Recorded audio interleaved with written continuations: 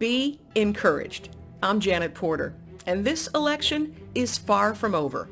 I have no doubt that when this case comes before the U.S. Supreme Court, that Donald J. Trump will be declared the winner and remain as president. How can I be so sure?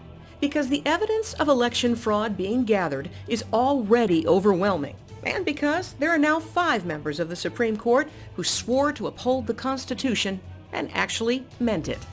Trump will be vindicated, and the mass corruption and voter fraud will be exposed, and our leaders will finally have the resolve to fix it. But now the same news that tried to suppress the vote by declaring Joe Biden would win by double digits is calling states for Biden that he never won. And leading the charge is Fox News. You heard right.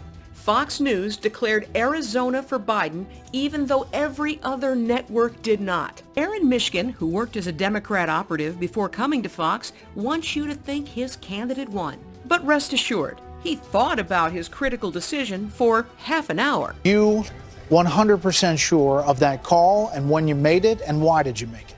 Absolutely. We made it after basically a half hour of debating, is it time yet? And they're actually chanting, Fox News sucks.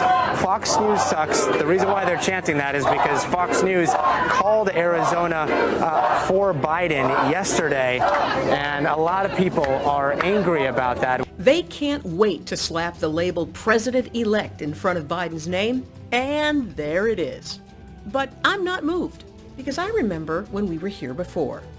You see, I was part of the recount team in Florida 20 years ago, when Al Gore was declared the winner of Florida and the nation.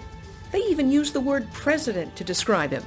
But that didn't make it true. Pretending someone is president wasn't true then, and it's not true now. But sometimes you can tell what's true by what slips out of people's mouths. We have put together, I think, the most extensive and inclusive voter fraud organization in the history of American politics. The fact is, whether he knows it yet or not, he will be leaving.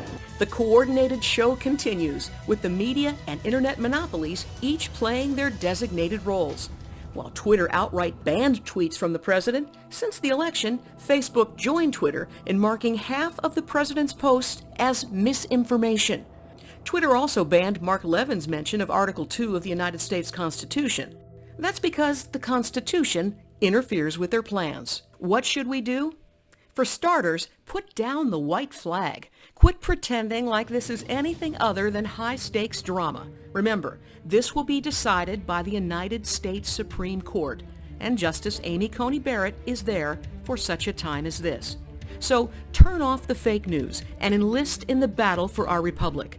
Gather the evidence of voter fraud and report it at 888-630-1776.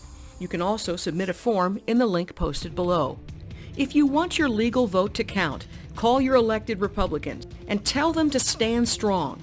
Twitter may not like it, but the Constitution doesn't give them or the media the power to certify elections.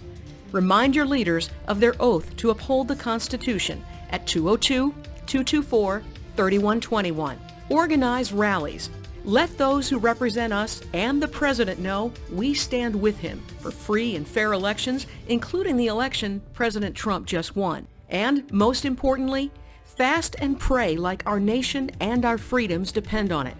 But do it with a faith-filled, thankful heart, because no matter how it looks right now, I have no doubt whatsoever this election will end very well. I, Donald John Trump, do solemnly swear. I, Donald John Trump, do solemnly swear that I will faithfully execute that I will faithfully execute the office of President of the United States the office of President of the United States and will, to the best of my ability,